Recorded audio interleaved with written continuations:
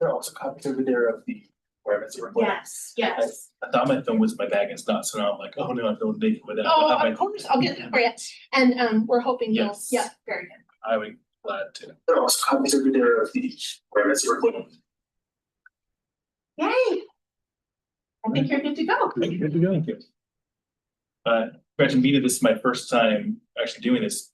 Do we go around and say our names? I know we've done that in the past sometimes, but not all the time. I think so. Okay, excellent. Yeah, absolutely.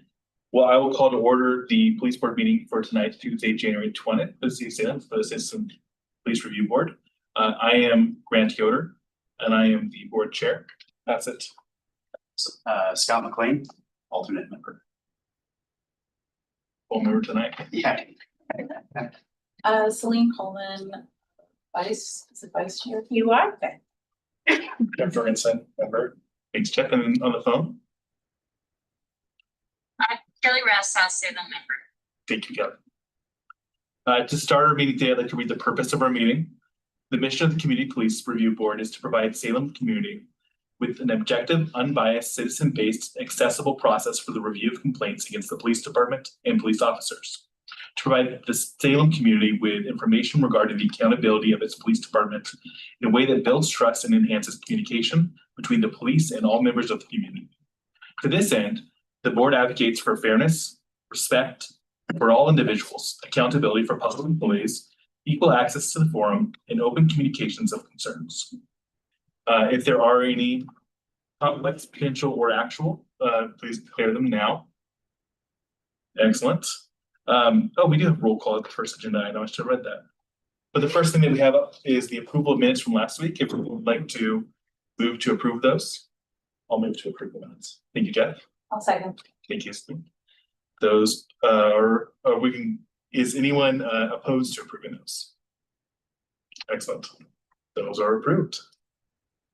We also have time for public comment. I know we have a couple of members of the public in the room with us today. Does anyone wish to provide comment? Excellent. All right. Well, thank you for joining us either way. We appreciate you being here.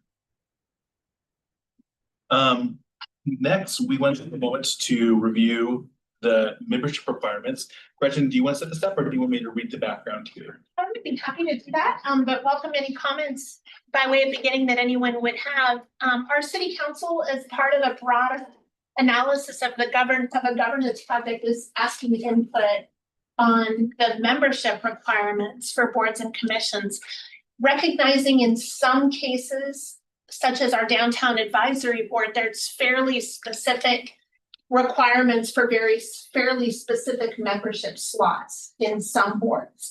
And so they asked input from all boards and commissions around to take a look at your requirements and see, are there any requirements that you would suggest retaining, eliminating or decreasing or adding?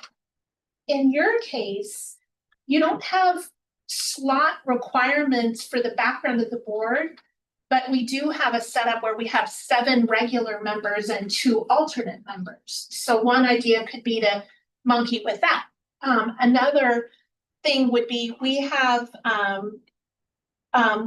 requirements for what city council shall consider, and that's in your document, like residency of Salem, criminal history. And so that's all in the shall consider rather than a specific slot.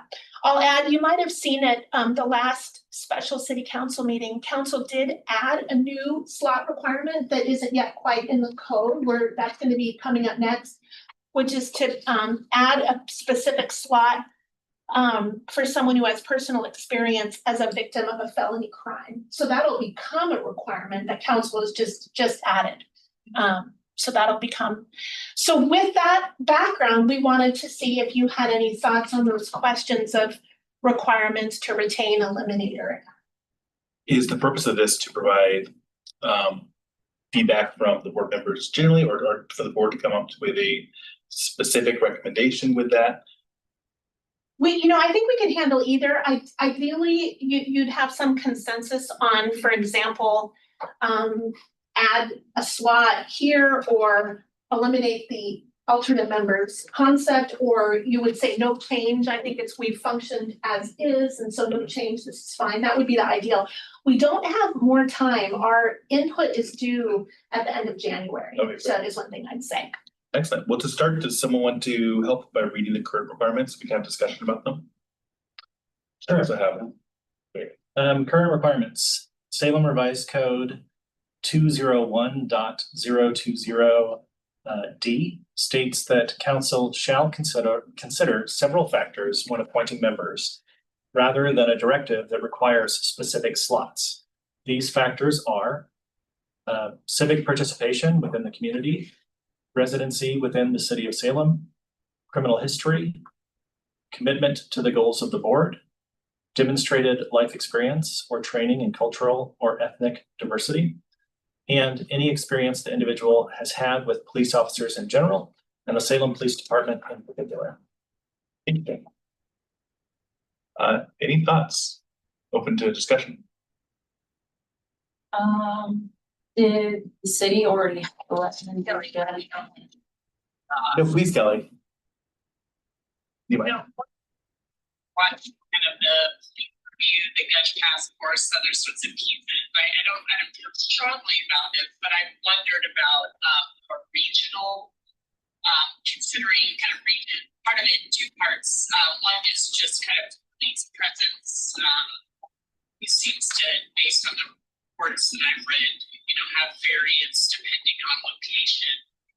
The other piece is, I think last time we were together, we checked in by location, and I felt like I was struck by like, oh, a lot of us from South Salem. So just adding that for the conversation. Again, don't feel particularly strong about it, but just something I was thinking of. Yeah, thank you, Kelly. I appreciate that. I'll echo that, Kelly, just to make sure I can pick up on the recording, that your feedback was to potentially review regions as a part of this as well, to reflect the regions of our city, the police presence within those regions, and also noting that our board in our first meeting of the year tended to have a lot of members from South Salem. Is that right? Thank you, Kelly. I think that's a valid point.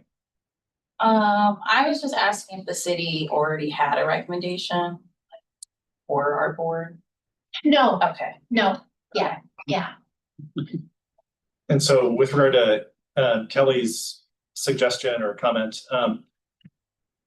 do other boards have regional requirements, like specific wards, like you must fill a slot per ward or something?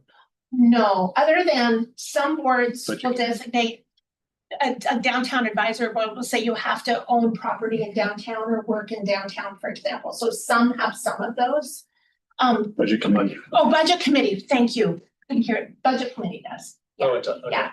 The current practice with the appointments committee is, I've seen consistently over the years how much they valued having representation across all of the wards. And then we'll look for the applications to try to accomplish that. But then when the applications aren't there, then they'll fill with who's there. But I've seen that value in practice. I think that's a really good segue to what I was just gonna add. I have a lot of professional experience recruiting, and the more strict restrictions you put on something, the harder it is to fill that position, especially for a board that already struggles to come to quorum, as we learned today and throughout all of last year. So I am hesitant to add more strict requirements. I am not opposed to adding more things to consider. But also along with that, again, for some experience recruiting, the more things that you're considering at once, the less you can really hold all those things together when you're making a decision. So I'm hesitant to add more things to it, but I'm not opposed to it. Scott. I would agree with you. I think that just in particular, it just depends, right? If there's a large amount of applicants, that could be increased made. But to address this, what you could at least do is offer that the city council, the languages that they shall consider. It's not a requirement that it ultimately is the case that every board had to be represented, but you could simply include residency within the city of Salem. And That's exactly what I was gonna say. I think that would help codify what Brett's seen already happening. Right. Additionally, I had the same feeling with the addition of somebody who's affected by a felony crime, I think the sentiment is helpful and the perspective is helpful. But I do worry about being able to maintain quorum and make sure we fill that position with such specific requirements for somebody. And so what I'm wondering is if we can add more alternative members in conjunction with this new requirement. That way we have a fuller roster to make sure that we have a quorum of 5. Because I worry that might be a difficult seat to fill. To that point, I'm curious, you mentioned that it's not in code yet and that they're going to be working on that language. Do you know if the language is going to explicitly state if that slot isn't filled, the board can't? Are they going to keep the regular form? I hear your point. It's so specific that it could either stop the whole hearing. What I've seen in practice in other boards is that the board can still meet if it doesn't have all those slots filled. The general quorum requirement would apply. Is how I've seen it work in other boards. Yeah. Yeah, I'd be very interested in adding alternate members to account for having a very specific member slot restriction like that. And so I was at that special city council meeting, and I feel like that suggested requirement or whatever was added, and I feel like it was added kind of in the political tenor of that meeting, and it was made as like a oral amendment after people had time to speak on the written proposed amendments. And so I think while I understand the spirit of the request, as soon as I heard it, I was like, well, how's the city going to verify that someone is in fact a victim of a felony crime, that it's true? Like, how can you verify the information behind that other than just someone saying, yeah, I was? So I just feel like it opens up a lot of questions on verification and cost of verifying that and other things. So I just thought I understand the spirit of it, but I just feel like it makes it kind of overly complicated. Yeah. I share your concern for this on the live stream when it came up. I was curious how we're gonna go about making sure that happens, and then also the impact it would have on the board as well. And then people would also be concerned about not having someone that caused a crime or committed a crime on the board, because they'd be like, you have a victim. So the balance. Mm-hmm. And it's like it also feels like collateral to what we do. So it's also kind of like, well, it fit the political tenor of that meeting, but it's also like, I don't really know if it's necessary for us to follow what we're tasked to do with this board. Mm-hmm. Yeah, one thing that we also, just to directly speak to that special session as well, when it comes to these requirements, there was the conversation about criminal history and the interpretation of criminal history. One thing that stood out to me as listening in was that not agreement was made, but some understanding was made about what criminal history would and would not be appropriate in conjunction with talking to the police about what their criminal history they'd expect. Though we have a wonderful relationship with our police, I do hesitate to have them the library will be closing in 30 minutes. playing or Start checking your items out. There is service. Let's go shop. no, you're all right. If you need a library card, please go to the nearest service. Kelly, you may not hear, but we're letting the overhead talk to us about the library service right now. Buenas tardes. Meet with Ben. 30 minutos. Si gustaría tomar materiales digitales, por favor, That's all right, we can wait. servicio o las estaciones de autoservicio. Si necesita abrir una cuenta nueva, por favor, dirige al directorio de servicio ahora. Visítenos nuevamente durante nuestro horario regular. Gracias. All right. I did have some hesitation having them play a role in the people who come onto a board that's created for oversight and relationship with the police department.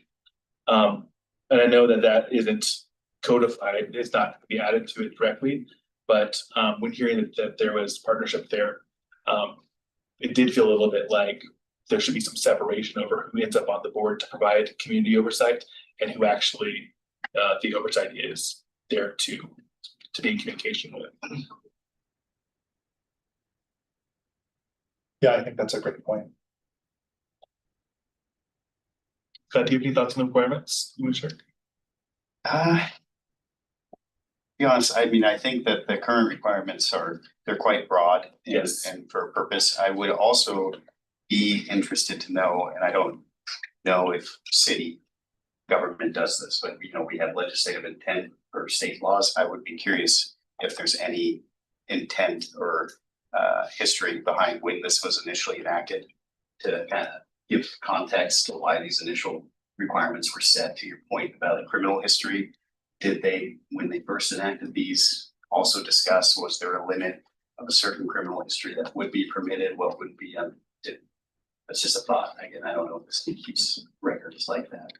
That's a good question. I'm not prepared to answer tonight. I'm not aware of any myself. That's all right. Yeah, Yeah, good question though. but no, generally, I mean, I think they're pretty broad, even to both of your points about an individual that's had, say, an interaction with law enforcement, whether the victim or have criminal history. Does that fall under currently number 6, any experience the individual has had with police officers in general? It could. And so, again, it's very broad. And to your point, I'm cautious to want to narrow anything too much just for civic engagement. If there were 100 people here right now and they're like, hey, we don't want to be on the board, it might be different. But yeah, so that's really my only thoughts. I think that these parameters that they've set are generally good.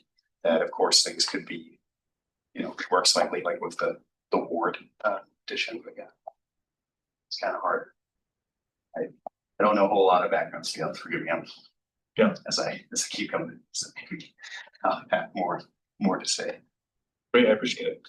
For the alternates, since Grant mentioned possibly adding additional slots for that, could we remove the ward requirement for that? Since there's areas of Salem where they still may interact with Salem police, whether it's work related or they're coming throughout the city. I know there's the whole county Salem line divider stuff, Lancaster, but it just would be nice so that we have alternates. Yeah. Am I hearing in that? Yeah, if we add the ward requirement for like regular members, to where alternates don't necessarily have to meet that. For me, I'm hoping that the board can be added as a factor to consider along with residency, rather than something that must be. Oh, okay. Right, yeah. Yeah. Just that they can take it into account, right? If they notice everyone's from South Salem and there's an applicant for a ward, that, okay, maybe they, would put them ahead. But yeah, not that, yeah, just to clarify, I didn't think that. Before we talk about the things that we've added to the ideas so far, is there any more ideas or things that we want to take away before we move on to kind of solidifying our recommendations? Excellent. Can I chip in Please. a little bit as a citizen?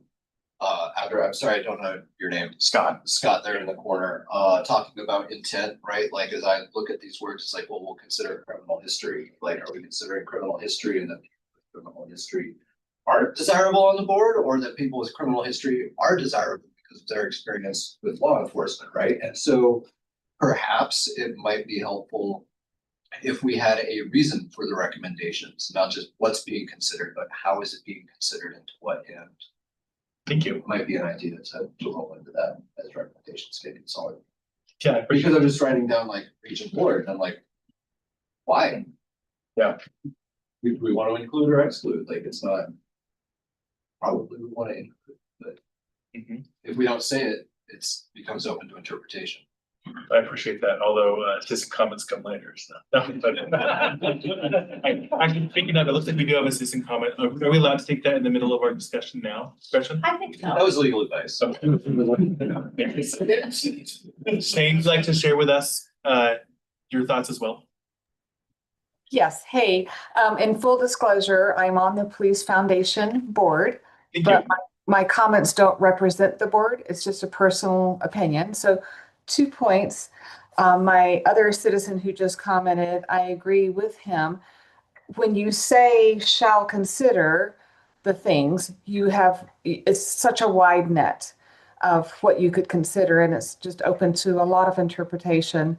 I strongly feel that a Measure 11 offender who's been convicted should not be serving as a person who's reviewing any police action. That's just my personal opinion.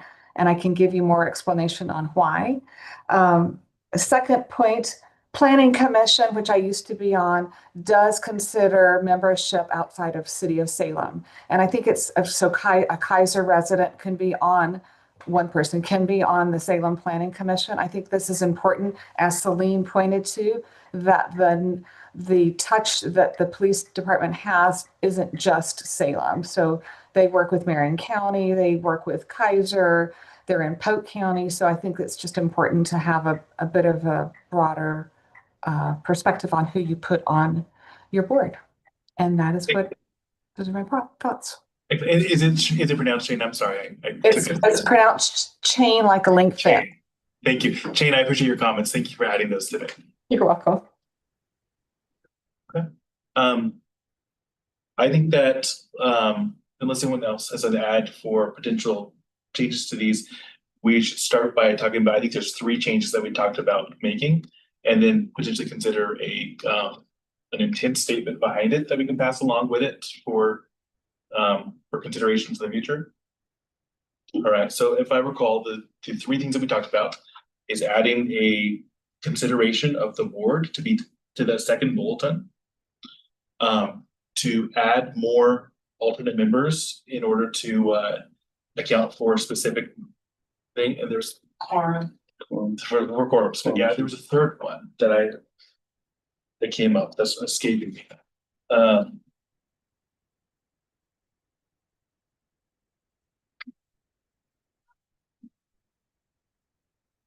There was one more thing that I specifically had 3 in my mind a moment ago.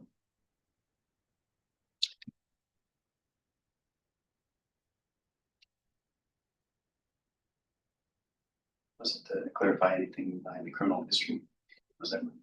Yeah, I don't know. It might be, but I guess for those 2, is that a fair summation of what we talked about, was to add the board requirement to the second bullet point, and then to ask to them to consider adding additional members for alternates. Okay. I can add a couple notes Thank at you. this moment, if that would be helpful. I've seen the mayor and council, when they consider residency, they've also considered, like if someone lives, works, or plays in Salem and welcomes people in those outlying areas, to Shane's point.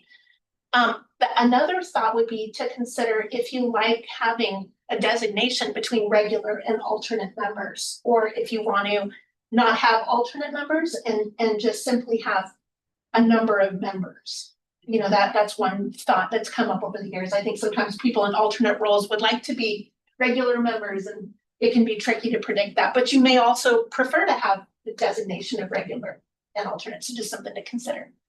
Yeah, I know for me, I started as an alternate member, and it wasn't entirely clear to me what my role was in participation, if I could make moves or second those requests. So what do you guys think about that, other council? Are there other boards that have no alternates and just? Yeah. Okay. I think all of them just have regular, right? I've not seen another board that has alternates. Oh, Yeah. we're special. We're the only one. Yeah, And then do you happen to know the reason why we're the only one versus the others? to your great point, I don't know the intent. Yeah, City attorney, do we know why we are the only board with alternates versus the others? The bylaws got written that way. And there's a lot of curious things, like, you know, having 5 out of 7 for a quorum, and you know, needing 5 votes, even if I think the bylaws say you need 5 votes to pass, even if there's only 6 people at the meeting. So there's a lot of curious things that are probably stand up to. Thank you. Okay. And then Shane, I think, has a comment. Yes, Jane. No, I do not. I did not unraise my hand. Thank you. There you go. Thank you. I appreciate it. only comment I'll make just about, Please. I don't really have any bias even as an alternate member. I think it's okay to have alternates. I just, as long as, I do think it's important that the board have that uneven number of voting members so that, you know, you don't run into. Right, yeah. So that would be my only comment. And then I guess it could be arbitrary whether you need 7 or 9, you know, and, or more. I think, I'd assume there was some reason they picked 7 when they set it up. Obviously couldn't tell you why. I guess at some point you just have to have a number. Yeah. When they start, yeah. How many there? Is that correct? 8 words. So yeah, can't be based on the boards because that's an even number, but. Yeah. Okay. But having nine regular members and then having a simple majority as the voting on it. And Good. I guess the alternative to adding members would be to re-examine quorum. That reads in the quorum, yeah. That being said, that doesn't feel like 5. It feels like 5, in my experience, the more members we have on the board, the more participation the board provides as a whole, and the more welcome people are feeling to participate in it. So I'd hesitate to reduce quorum below 5, but if I'm open to if you want to have that. I would tend to agree with you, and also even if we do, let's say, increase it to 9 full-time members, you might run into the same issue you have. Yeah. Is there not being to apply for the roles? And yeah, I don't know. I would kind of defer. So when someone applies for from Brock, just to understand the process, that goes to, is it the board's committee initially, or is it first the council? First, the committee. Okay, I almost feel unless we heard from that committee, hey, we're having such an influx. We need more tools. Right, that we need more outlets, that maybe it's just not an issue that needs solving right now. That makes sense. Certainly the quorum, you know, could be an issue just regardless if you have 9 or 7, but to your point, I think can be harmful to also reduce the amount of participation. So I hate to say just leave it, but I mean, that's just, yeah. it works. Yeah. On an average, do you know how many applicants to police review board? We do get applicants. There might be 3 to 5 at any given time, would be on average, what my guess is. Yeah. This is unlike some of the other boards, again, that have really narrow constrictions. You must be a landscape architect, or you must be this. And so it was those experiences that really generated the conversation. You know, we don't carry those saying this slot is this and this slot is that in general. Okay, thank you, Rich. I appreciate that. Yeah. So for me, I think if I was to make a recommendation personally, it would be to add a consideration for ward and add members actually, you know what, I think it is. I think my recommendation would be to add alternatives and to keep the alternative process. But add 2 of those so we have a better chance at having quorum if possible. How do you guys feel about that? That worked. I guess the only question is, me being new on the board as well, how often has the board run into an issue where we don't have quorum? All of last year. Oh, really? Not all 25, but we did. Yeah, it's present on the mind. Oh, okay. And that could be a bylaw amendment, because I think the issue of 5 is a bylaw issue rather than an authority issue. So we could Check out. revisit updating the bylaws. Go to the nearest service. So if simple majority would be full, right, if the voting members if there's 7. Yeah, Buenas tardes. It's one less.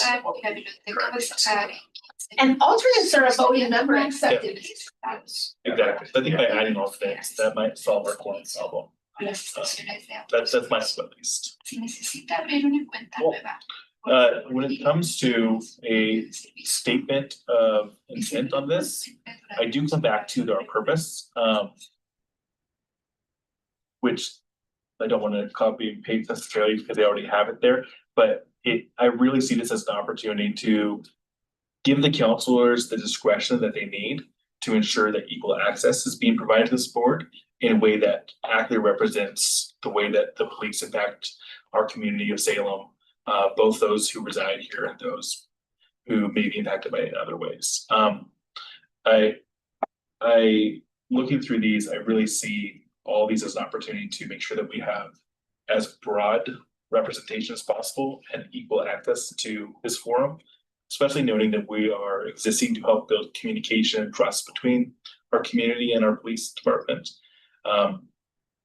My first interpretation of these is for broad inclusion, and my second consideration is for fitness for a rule like this as a secondary factor going through. I don't know how you guys feel about that. That sounds good. Yeah. Yeah. No, I agree with that 100%. And to your point too, it's the council shall consider, right? Mhm. So ultimately, as the electeds, it's up to them to really ascertain on what they think their constituency thinks would be a good representative on the board, and for them to make a determination based on those factors. So that's, I think, keeping it more broad, to your point, opens that more, and it gives the council the broader discretion to really find the people and appoint those that they feel are best. But ultimately, they're the ones that have the accountability for it Right, directly, because they're the ones directly directly voted for by our community. And so I don't like the idea of giving them any shackles in that process. I think that these lists of requirements should be pointing towards our purpose and our values, which is, this is the city of Salem's community represented here. And so I think that they do a good job doing that way now, and I hesitate to add more and more restrictions or specificity to it in a way that limits the board members or the council discretion. Yeah, sounds great. Yeah. Is that a motion, a second, and a vote? I just hit the nail on the head, a motion. Would someone like to motion to update the second bullet point to add board any considerations and to add 2 additional alternative members? Am I allowed to motion? So probably the chairs don't, but I think so. If you want to, Okay. I'd rather have other people. All right, so I can fix it. Thank you. Scott moved, Second. Thank you. that seconded. Great. Thank you. I appreciate it. I'd rather be a facilitator than a mover. And we'll do a vote. All in favor, by hand and by voice by Kelly. Thank you. All right, excellent. Next on our agenda is some overview of the complaint process.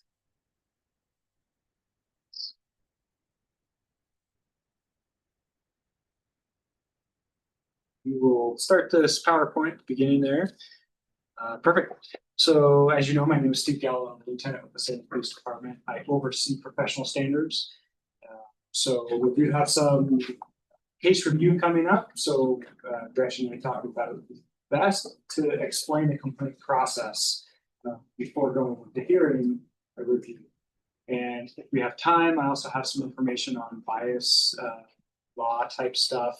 I don't have hard data on last year's bias complaints, just because we're kind of still gathering that, but if we have time. So we make sure we can move forward with the slide. So to begin with, we take all complaints. Perfect. We take all complaints. It could be written on a napkin. It could be third-party complaints where it, hey, my cousin told me that he had this police interaction and maybe it didn't go so well. That person could call in and we would still take that complaint. We've also had maybe we see some social media stuff popping up and people are making complaints on social media. It's like, hey, this keeps coming up. We should probably look into this. Make sure that we can at least say that we've looked into it. Email, written, phone calls. Sometimes people will reach out to Gretchen and she'll call us. She actually has the ability to put a complaint. So then it gets sent directly to us. Any way that we can receive something in. We have complaint forms at the front counter, both English and Spanish, online, the direct phone number to professional standards. So any way we want to take a complaint, it's available. We don't want to inhibit that at all. So there's a couple different pathways complaints can take once we bring them in. So next slide, if you skip ahead there. So a lot of the times complaints will come based from a call for service. So the supervisor, like a complainant on a call for service for police, call dispatch. The call taker will then send police out. They'll deal with the call, but then maybe if their service wasn't what they expected, they'll call back dispatch. The dispatch supervisor will send a message to the supervisor that's working that evening on patrol or day or night, and that supervisor can intake that complaint. So a lot of those complaints are misunderstandings of policies, procedures, and tactics. If the complaint may result in discipline, it goes a different pathway. So, for example, if it's a complaint about policy, say it's hey, I was just in this vehicle crash, the police didn't show up. They call the WVCC dispatch center, say, hey, why didn't the police show up? I was in this crash, police never showed up. That supervisor would take that complaint and call them back and explain, this is what our policy says. If it's a non-blocking, non-injury crash, the police won't respond. Sometimes we can facilitate information exchange, but for the most part, they are given information about, okay, you need to exchange information with the other party in the crash. That would be kind of resolve the intake, what we would say. That would still get documented in our complaint process. And from there, it would go to professional standards. And if you have any questions, please stop me and ask, please. I know I kind of cruised through this. So that would still get documented in our system, our computer system for documenting and tracking complaints. Another route a complaint can go if there is if it's rudeness, tardiness, not prepared for duty, that can come in through the professional standards office, any way of those methods. And that can get through the divisional chief down to that employee's lieutenant to deal with. If it's, hey, they were rude to me, I didn't really like how I was talked to on this call, we can just send that to the lieutenant and they will handle that complaint. Those complaints never involve corruption, discrimination, sexual harassment, or excessive force. Per policies, those go through the formal complaint process through professional standards that are investigated by professional standards investigators. Never just routed to the employees. The other way it can go is if there is a complaint regarding a criminal allegation. Any complaints with a criminal nexus automatically comes into our professional standards office and it goes directly to the chief, so he's aware. From there, we would ask for external investigation by other agencies to conduct that investigation. So we've asked Eugene, we try to get as far away as we can from Salem because we don't want any, if we ask Marion County, well, a lot of the police officers have interactions with Marion County deputies. So we're going to ask them to investigate a criminal complaint. No, we try to get it farther away. We've gone down to Eugene, Beaverton, Hillsborough, farther away so there's no potential biases in the investigation. So at the same time, the district attorney's involved, they will review that criminal investigation. They're the ones that make the determination if there's going to be charges filed or not. And at the same time, we are having, well, not at the same time, we will also have a internal investigation.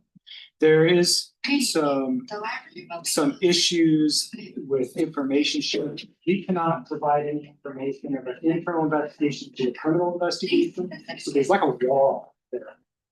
So we receive that criminal investigation back and still have an internal investigation that we conduct regardless of what the criminal investigation shows. Okay, so the last path would be a formal investigation or investigation into corruption, discrimination, sexual harassment, or excessive use of force.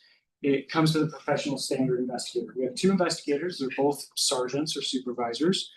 And once that gets intaked, we notify the complainant. It's usually in written form, and it's explaining who their investigator is assigned and how to access the CPRB. We give them actually a written complaint form that has information for the CPRB, both in English and Spanish, and then also explains some of the timeline. Then the investigation commences, and for the investigation, We're looking at anything and everything we can for evidence. And the investigators are purely impartial. They don't make any determination whether the allegation is sustained or not sustained. And I'll explain what those are here in a little bit. But we would gather locational information. Cars, computers have locations. There's chat messages between basically like a text message on the computer between officers and dispatch, and we would pull that information. If it's dispatch audio recordings, body worn cameras, like you name it, emails, you name it, we're gonna dig it up and we're gonna get it. So we have a whole full investigation. Once that investigation is complete, it comes to the professional standards lieutenant or myself for complete review for completeness. At any point, if I'm reviewing this and say, hey, I have a question about this aspect of this investigation, I can send it back to them and say, hey, we're going to keep working. We're going to look down this avenue. Or if I review it, it's complete, then I will send it to the employee's lieutenant. So we'll say patrol. I would send it to a patrol lieutenant for a review of the investigation, and they would come up with recommended findings based on the investigation. And I'll explain what the recommendation findings are here in a minute, but they document that. Again, at that point, if they see something and say, hey, I have a question about this over here, then they can kick it back to a more further investigation. So it's kind of layers upon layers upon layers of review through this process.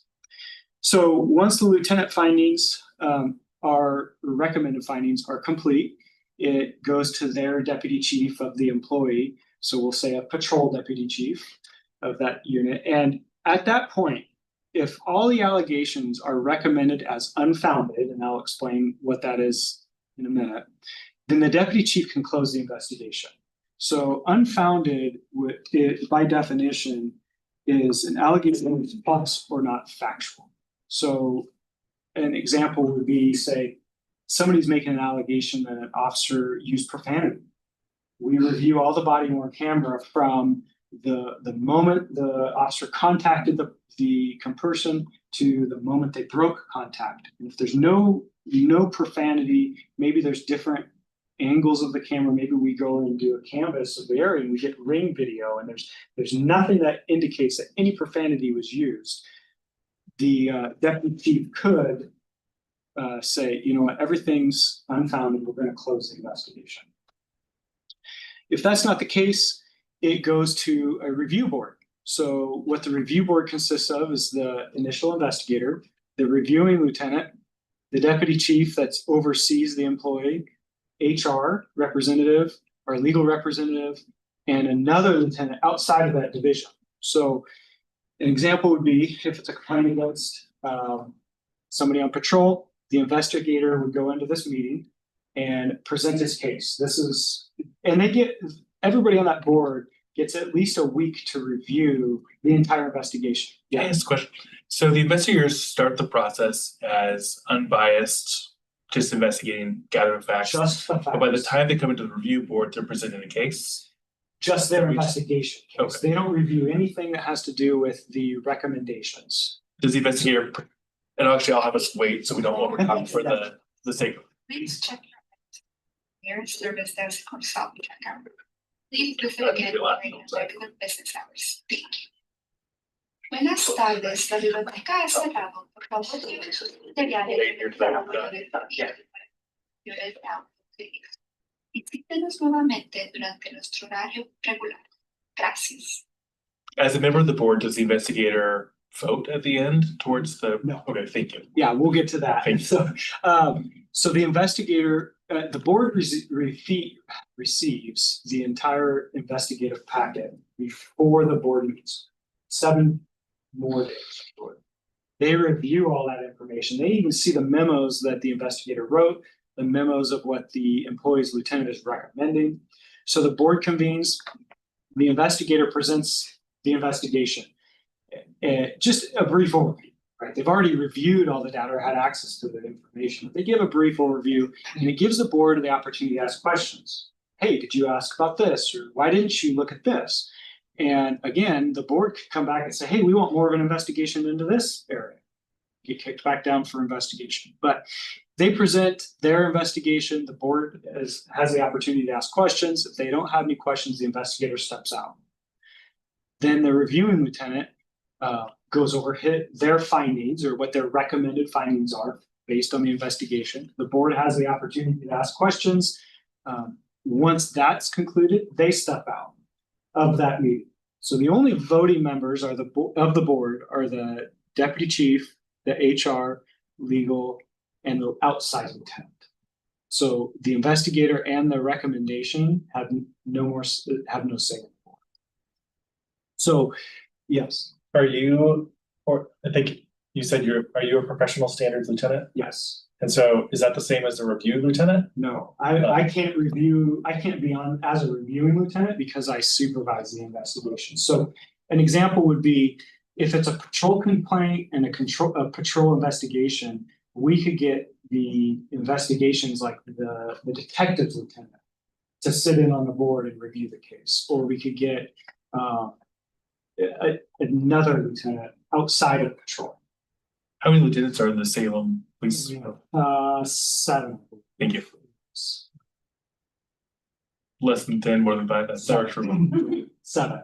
So there could be, so I'm part of our support division. We do have another support division lieutenant that doesn't have any, he covers other things such as some of our IT things and just other support roles. Sometimes he'll get pulled in as a reviewing lieutenant if we're looking for an outside lieutenant, but it has to be an outside lieutenant.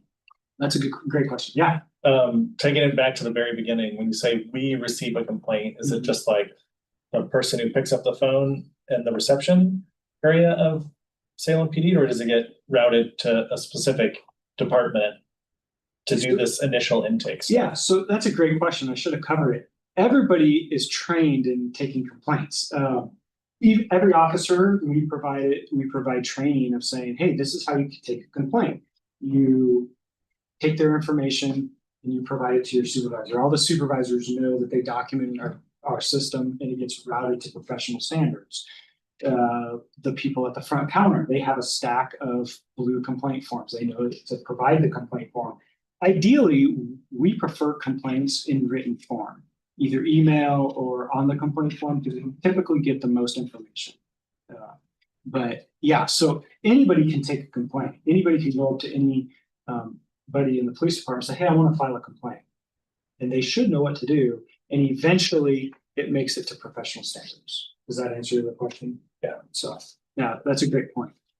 So once those other people have stepped out of the review board meeting, the review board meets and they come to a recommended discipline if any or recommended finding.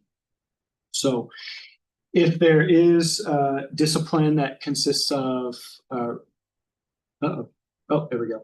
If it's a written reprimand or higher, then it has to go to a due process hearing. If it's below a written reprimand, say a squad level counseling or counseling letter, then the board and the deputy chief, they make the determination, and then the discipline is provided, the squad level counseling. If it's above a written reprimand, it has to go through due process for collective bargaining agreement. And what that looks like is we have the assistant chief or the chief, they're the decision makers. And all through this process, they're completely outside of this process. They're the decision makers. We separate them from everything. They generally know what's going on, but they don't direct them at this point. Unless it's that criminal nexus, that's that offshoot, right?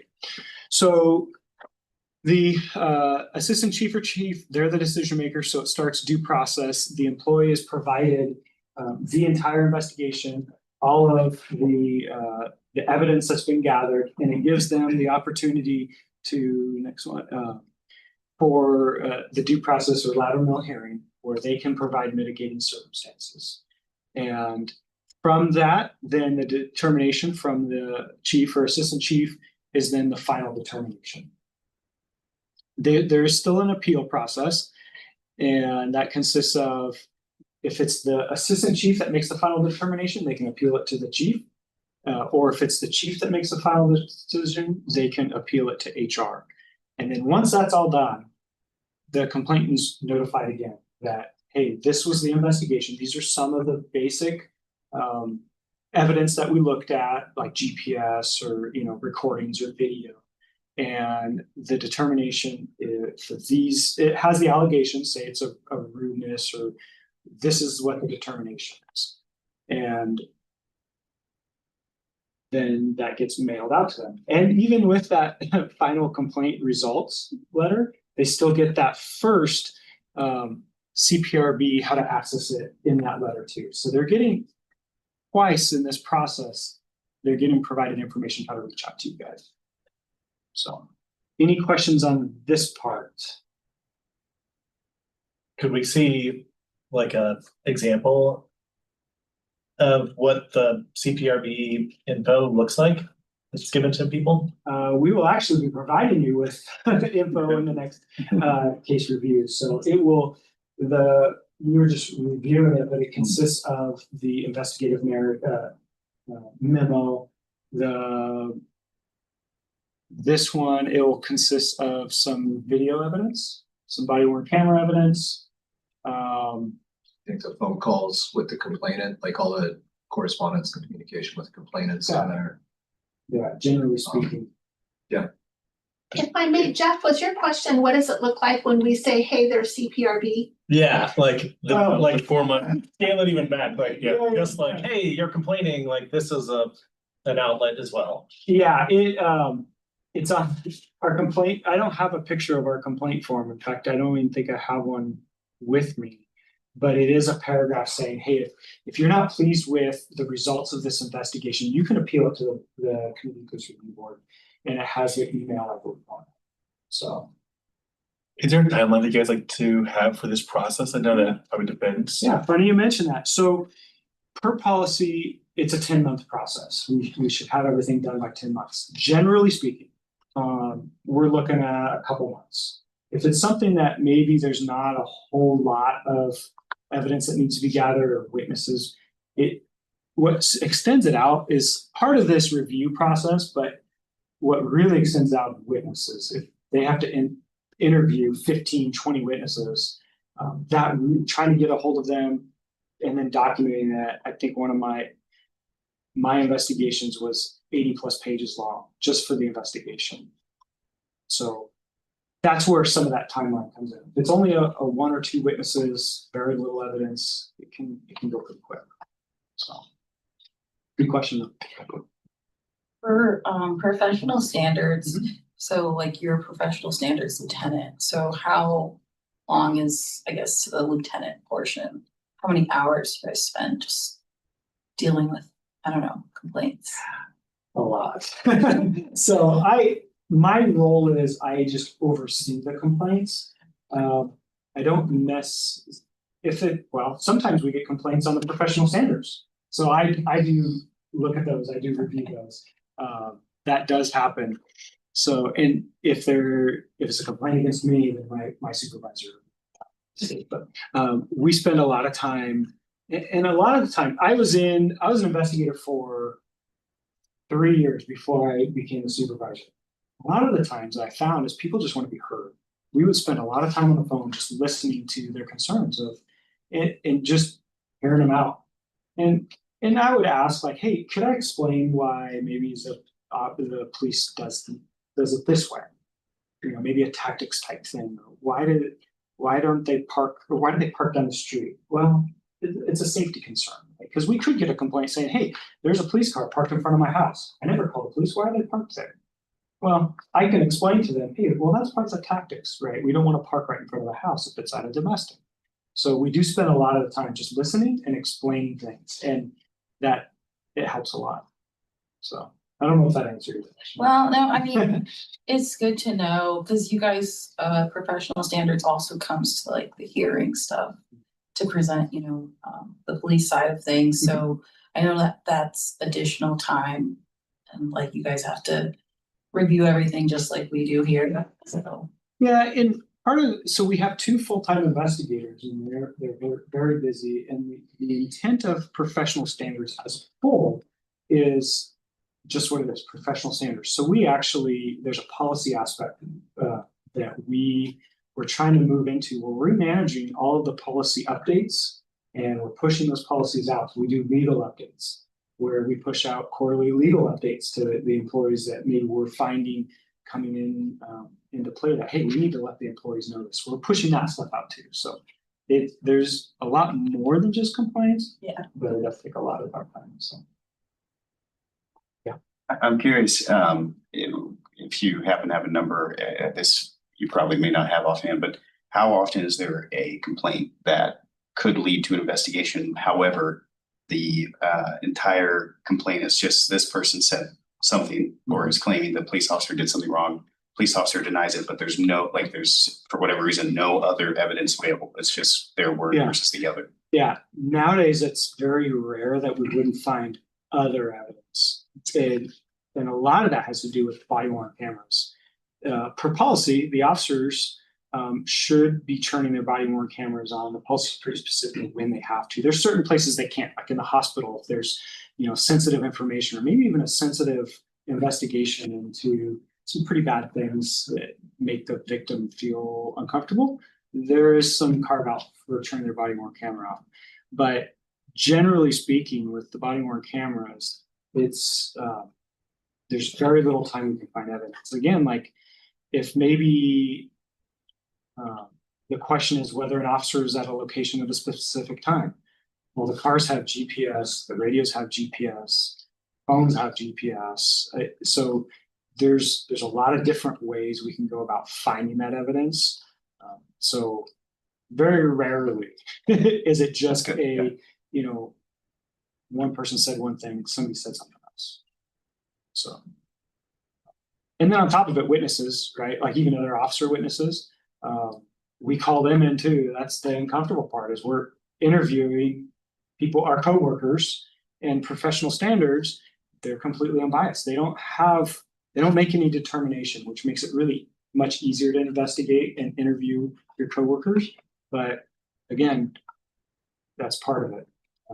So usually there's a witness coworker or something too. So, and it kind of leads me to the next slide. Is these are the case dispositions. So if it's unfounded, I already kind of mentioned that the allegation is false or not factual. Exonerated is the incident occurred, but it was lawful and proper within policy. Not sustained, this is where we come in. There's not enough evidence to either prove or disprove what the allegation is. So, and then sustained, the allegation is supported by sufficient evidence to justify a reasonable conclusion that the violation of misconduct occurred. So, and there's a whole bunch of other standards that we have to go by with just cause for actually providing discipline and the investigation and the rules of just cause. It's a whole nother hour. So, any questions on that? That's our only 4 case dispositions that we have within professional standards. Because everything we're looking at is policy focused. So a lot of times people will say, well, I have this concern or I have this complaint against the employee or an officer. It doesn't fall within policy there. Yeah, maybe they could have done something better or different, or maybe a seasoned officer wouldn't do something the way a newer officer would. But is it within policy or is it not? That's what we're looking at. Is there a mechanism for that outside of this policy? For those type of complaints that you just talked about that don't necessarily fall within this formal policy? Is there still a mechanism for coaching and things like that? Yes, and that's usually how it comes up. Is somebody would say, hey, I want to file a complaint or I have a concern that this officer did X. During part of the intake process, well, it's within policy, and we would put it back on the complainants a lot of time. Okay, well, how can we best help you with this? Well, I just want to have them trained. Perfect. And I actually had one recently that it was a training issue. So we ended up having all of patrol during their briefings, just the lieutenants talking about the training issues and addressing it in a training thing. So, yeah. What is a lot of people don't understand, the vast majority of our formal complaints come from within. So it's other employees and supervisors saying, hey, I have a problem with the way this report was written. So they are they are the ones that are kicking off the investigations. We still have external complaints, but we divide them up between external and internal complaints. And historically speaking, we have more internal complaints than we do external complaints. Is the source of the complaint something that is available for the person that the complaint is about? Whether that's internal, external, and maybe even more specific than that? Does the employee know where they? Yeah, so the employee the complaint is about, is it, Yeah. would they know it was an internal and would they know who it Yes. was? Yes, so if we have a subject employee, it's a formal investigation. In order for us to ask questions related to that allegation, we have to provide them what's called a Weingarten notice. Within that Weingarten notice, we have to provide them who is making the complaint and who is investigating the complaint and what the policy, the allegations are, and what the policy that potentially there is discipline for, even to interview them. So yeah, they know. We also, per the collective bargaining agreement, have to provide a complaint letter. So if they fill out the complaint form, we do have to provide that to the employee before we interview them. So internally as well, we have an internal complaint form. So a lieutenant files a complaint against one of their employees or, subordinates, they get that complaint. So. Do those internal complaints, do they have the potential to come to the Community Police Review Board as well? Because just from the language in the question. from the language in the statute, it just says that the purpose of the board is to review unresolved complaints against sworn members of the police department. It doesn't say unresolved complaints by members of the public. I don't know, just. So I don't know if we've ever had an internal complaint come to the board because the people that would bring a complaint to the board not being satisfied with the investigation would be community members. Not to say that it would never happen. I don't know why we would ever reject a complaint, but Yeah, I think for an officer in that situation, that would be just for someone who's working within the community of the department, that would be a risky your job, simply trying to work around your chain. When that would cooperate in.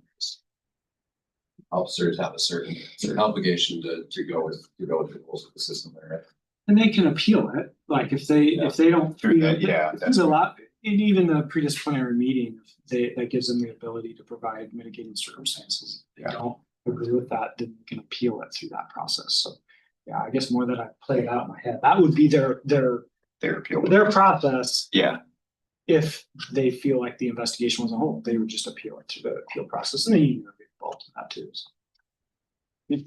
Maybe we'll see one. Yeah. Never had one before, but that's a good question. It would just get him. yeah. Okay, any other questions on that? Yeah, I know that last year we had some policy review as a department. Was this one of the policies that was reviewed? And if so, were changes made or were recommendations made? What were, was it the review of professional standards policy? There was a Here or overall? overall, I believe, didn't we bring in a contractor to do some policy review work for us? Yes. Lexa, Yes, no, I'm sorry, Lexapol. Gordon. We all Graham, have yeah. LexisNexis, but Lexapol, yeah, we actually concluded that last year. All of our policies been revised, updated to national standards, and it's a totally different process. Now we're actually started going back through and re-reviewing them because there's typos, there's things that's like, this wording is, now that we're getting into this, there's some wording issues. Was this policy revised based off of that? Oh, yeah, all of our policies, every one of them.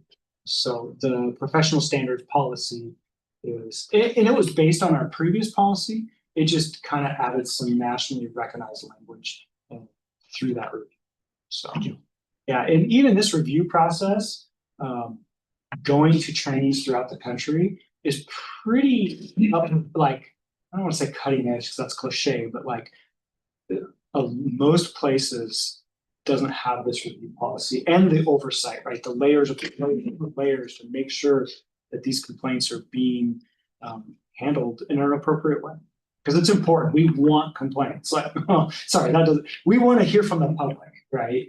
that if there's a problem or a perceived problem or an allegation, we want to know because we want to address it. Okay. Function with accountability. Yeah. One last question for me.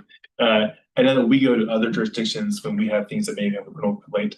Do we have our peer cities coming to us for those as well? I mean, Yes, so if. and is that the same two investigators or is that going to our? No, general- so if say Eugene, hey, we have this criminal allegation with one of their members, they would, through the chain of command and the deputy chiefs, reach out and we would actually have one of the criminal investigators like our detectives do. And that's the same way when we ask like Eugene or Beaverton, it's not their professional standards unit that does the criminal investigation because they're focused again on their policy. We actually have their criminal investigators investigate it.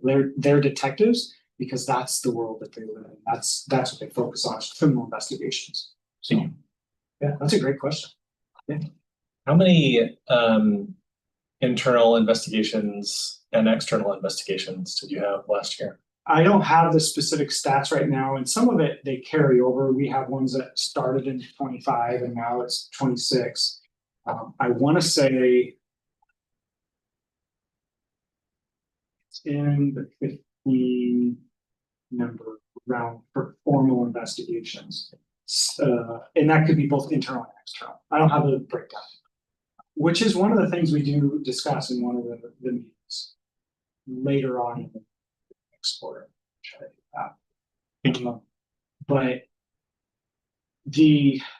we also have an informal complaint. So that's a formal complaint with that big process. The informal complaint process is very, very similar. But if it's, again, we've dug up all this information, it's like, well, there's nothing here that violates policy. That's still an informal complaint that still gets investigated. So, and when our next review coming up is one of those informal complaints. So, And how many informal complaints you got last year? we probably have 5 to 8 informal complaints. But then we also have, now that I don't have the number, I apologize, but we have what we call citizen contacts. So that would be people calling in maybe with the policy question, like, hey, why didn't that person respond to my traffic crash? We document those under a totally different thing, citizen contacts, and we usually sit around 130, 150 a year. And those are just reaching out, listening to people, their concerns, maybe giving an explanation, and or providing training, that would be covered under that. But if we're starting to do a little bit more investigative stuff, maybe interviewing a couple witnesses, or reviewing a little bit more videos, and that kind of kicks it to that informal. So think of an informal investigation, the exact same as a formal, just without interviewing the employee. That's the differentiation. So, and the process, the review process going to the board, that doesn't happen on an informal investigation. Great questions. Yeah. I did, so another part of what we talk about in the first quarter meeting is bias complaints. I do have a few bias complaint slides. I know we're running up on time, but we do have, I'll just briefly say, we do have a bias-free policing policy, and we have different standards for, this is specific for like your inappropriate reliance or actual perceived characteristics such as race. So it's basically profile. There's policy against profiling. We can't do that. There's also, we within policy, we kind of divide up bias between a bias incident and a bias crime. So a bias incident would be something similar to, if you can go back. Oh, yeah, perfect. So like, it's not a crime. So maybe somebody's using racial slurs or profanity. This is not within the police department. Now we're talking to the community, right? When police get called, it's like, oh, there's not a crime. It's freedom of speech. We still document that as a bias incident. It still goes through the human rights. It's reported and tracked to the Human Rights Commission. We still give them the Department of Justice hate crime training hotline or phone number. So then it kicks down. The other side of that would be a bias crime. And there's specific Oregon revised statutes for bias crime. You can see at the bottom there. And that's just how it's divided up in the policy. The crime, you can go to the next one. It mirrors other crimes like assault 4, which is like physical injury. We have domestic assault 4. Well, we also have, a bias crime that would fits that. I think it's bias crime 1. This would be more of like a harassment bias crime in the second degree would be like unwanted physical contact with a nexus to a protected class. So it wouldn't be a harassment, it would be a bias crime too. So, and I know I'm just kind of cruising through these. I'm just a brief overview. In the past, we've had a meeting where you come and present the actual numbers. Will that come in the future? We're going to try to. Again, it's early on. Yeah. Or we don't have those numbers yet, but we're just trying to stay online here. This is more of the bias crime in the second degree. Maybe it's property damage. Maybe it's like spray painting racial slurs on a fence. That would fit under the bias crime second. So in the first, that's a little bit more serious. Like say there's physical injury, culpable mental state of, knowingly, intentionally, or recklessly causing physical injury. So again, that would be your assault 4 level, but with a bias nexus. So, and then next slide. I think I have, we also have our own Salem Revised Code of the bias. The difference here is it does bring in the housing status. The Oregon Revised Statute doesn't have housing status as a protected class. Salem Revised Code does. Most of the time, we try to charge with the state ORS, and usually, because here they would be given a citation to what would be called an unclassified misdemeanor. It would be given a citation to court, and then it's up to the judge to determine. And then this bottom one, 3, has actually been deemed unconstitutional because it's freedom of speech. So we have it on TV. We really don't like to use it. We'd rather take it to the state level, the crime within Marion. So next slide. I think this is my last one. No, this is more of the Salem Revised Bias Code. Very, very similar to the Oregon Revised Statute. That's why we just prefer to go with that. Other than that nexus with housing status. So procedural justice. I wanted to put this up there. We're actually having a procedural justice class coming up April. Let me look here. Of course, it's my last day through. April 21st. And what this is, it's a really cool opportunity. They try to get 10 to 12 officers and community members to come together and just explain the experiences. And it's all narrated and very directed, but it's interesting for our officers, we want our officers to go through this to hear some of the experiences that the community members have and maybe how they feel towards police. But we equally want to give the community members or the officers that ability to explain some of that stuff. Because again, it goes back to just listening and hearing. Have you been part of that? Or No. You're smiling like, oh yeah, I've been there. Sorry. But I think you guys were gonna have one like last year and I don't know, didn't work out. yeah, so I just encourage you guys as board members, this would be a really good opportunity to just sit down with officers and just kind of discuss some of what you have questions and just give perspective. That's what it's about. Because we want to give the community a voice so officers can equally hear that as well. Provide perspectives and then a deeper understanding on both sides, deeper understanding for the officers and deeper understanding from the members. So if you are interested in this, please email Gretchen or I guess it's Chris now. And then they'll reach out to me and I can get you guys signed up for that. So, but anyways. Sorry, I talk fast. Thank you. No, I appreciate it. I look forward I am hoping to get those numbers when they are available. So Yeah. I'll look forward to that as well. Yeah, awesome. Any other questions or anything? Thank you very much. I wanted to just explain that the complaint process is we are coming up on a review. So Thank you. We are pushing our time, but I am hoping to get through. We have a couple more items. I did ask board member comments earlier. I'm sorry. I overlooked that. Are there any board member comments that we'd like to provide? I do have a board member comment. I know last time we spoke about getting some follow-up from our previous hearing. We had very specific recommendations surrounding that hearing. I am still interested in that in future meetings. If we could get an update on that, that'd be excellent. That's my bad. Apologize. Don't, no problem. Cool. You've been very gracious with me. Thank you. Yeah, we'll look forward to it at a later date. Any other board member comments? Excellent. Next up, we do have 2 hearings scheduled, no new requests received.